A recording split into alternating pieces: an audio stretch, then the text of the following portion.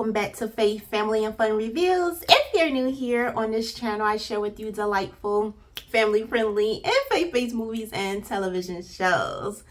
So yes, y'all, we are like in our second week of our countdown to Christmas. I hope you've been enjoying all of these holiday Christmas films that y'all been getting Monday through Friday. I hope y'all been having a blast with them, or even got a chance to watch them. Y'all let me know, okay? Where y'all at with that? Which films that y'all have gotten a chance to watch, or are you saving them for Christmas? Even better, okay? But I'm gonna make sure y'all have more than enough, all right? We're gonna end this year off with a bright star, okay? Very, very bright. But anyways, how y'all doing? All right, happy Monday. I know I'm recording this on a Sunday, but y'all should definitely be getting this on a Monday, Lord willing.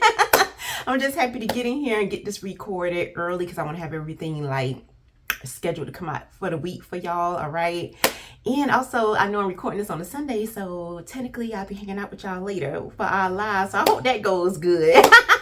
I hope y'all show up and we have a good time hanging out for our what did I call it again?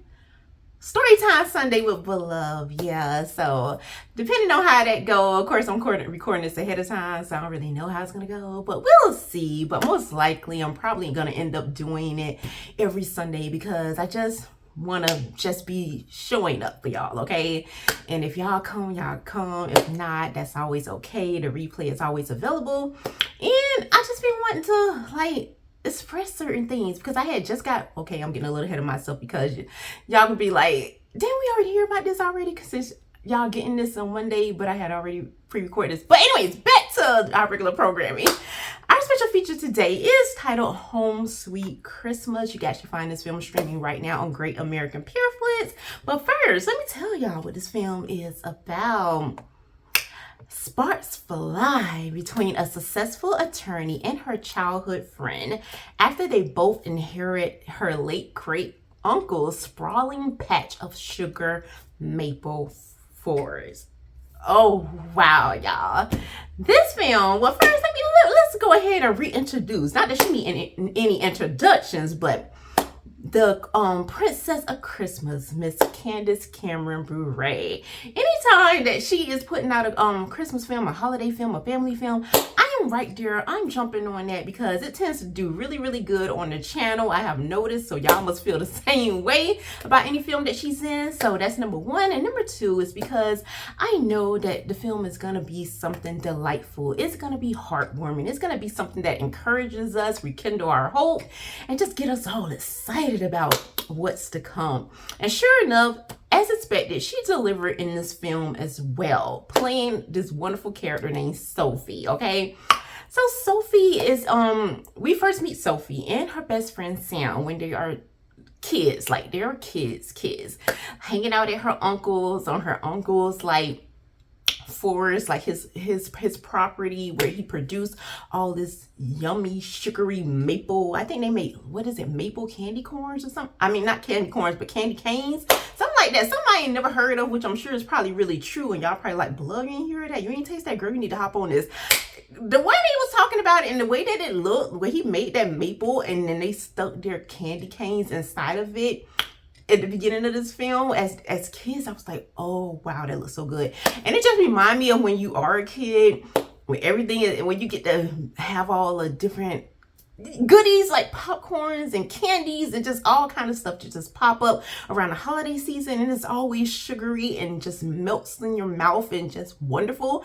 And it's the only way you can really get, that's the only thing you can kind of get away with throughout the holiday, okay? It's like we get a free pass then as kids, like our parents, guardians, and all of that, they let us enjoy and go all out, and then we got to return back to our regular programming when we can't have all of that, okay? We can't have bad teeth and all these other kind of things. But anyways, yes.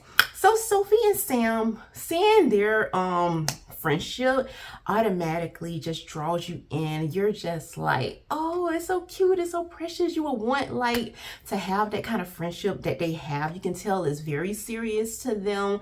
Like her best friend Sam, he is a storyteller. He loves to tell stories. And so, but there is a little issue at the beginning, okay? And Sammy don't bring it up, the fact that she has to go back home to the city, and that was usually her thing. She would go a certain time of year to spend time with her uncle and Sammy would be out there as well. So they know all the ins and outs of what their uncle do to produce this sugary maple and all that good stuff. But at some point, Sophie goes back to the city to her family and different things like that. And then over time, they grow up. As we know that we have to do, is like, we have to grow up. Do we have to grow up? Can we just stay like kids and stuff and just enjoy this? And that was the look that I got on Sammy's face when, like, he knows the time is coming when Sophie got to go back to the city. But that's how he was looking, like, just heartbroken. And they were like, and Sophie just had the maturity at that time to say, let's not dwell on it. Basically, we know what's to come. Let's not talk about it. Why don't you tell me a story? And she just knew that was the way to get him, because he loves to tell stories. And she would just curl up next to him and he would tell the most amazing stories until she kind of just drifted off to sleep. And it was just so cute and precious. And I was like, oh, I just love that idea of having best friends. I love stories like that. Let me just put this out here, so if I ever come across it, y'all know this is why I have to show these kind of things. I love different stories where it starts off, the characters are really young and they're best friends, they close, and it's almost like they're just family, how close they are. And even though the people will say this story is kind of, I don't know if they would say it's played, because it really ain't played. This is just, we love this, we love it, all right? We girls love it, okay? But no story, but it always seems to be something, like some separation that happens. It's like life happens, and it just, I mean, it's real, I guess, because that's how real life is. We don't know what's to come, and sometimes seasons change, life happens, things change, people change, and we grow up at some point. But I love the idea when characters still have an element of, or characteristics of who they were when they were really young. And that seems to be the case with Sammy and Sophie here. Like, they still have that piece of that childhood in them. Like, that little girl and that little boy is still inside these grown adults. And Sammy does grow up pursuing what he does best. He's a storyteller, so he is someone who is writing films. And I just thought that was just sweet, precious, right up my alley, because that's the journey that I would love to be connected to and all that good stuff. So I love that idea right there. And then Sophie kind of just got more into what was expected of her. She got into the routine, became an attorney. She's doing well for herself, just getting through the day, doing the daily things that grown-ups do. And it just seemed like her life is so practiced, so in order, and just, yeah, predictable. And so I love when this happens, this connection, this reconnection happened with her and her best friend as adults. Something, I'm not going to say that because we're staying spoiler free, pulls her back where she has to go back home and encounter all of the different things that she left behind. And we get to see how the story plays out, but I promise you, you're gonna love it just as much as I do. So once again, this film is titled Home Sweet Christmas, streaming now on Great American Pairflix.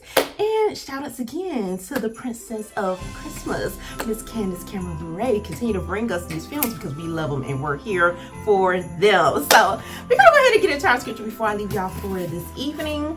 And we're coming out of, let's see here. Oh, I know we back in Proverbs. We in Colossians either. Child, where we at?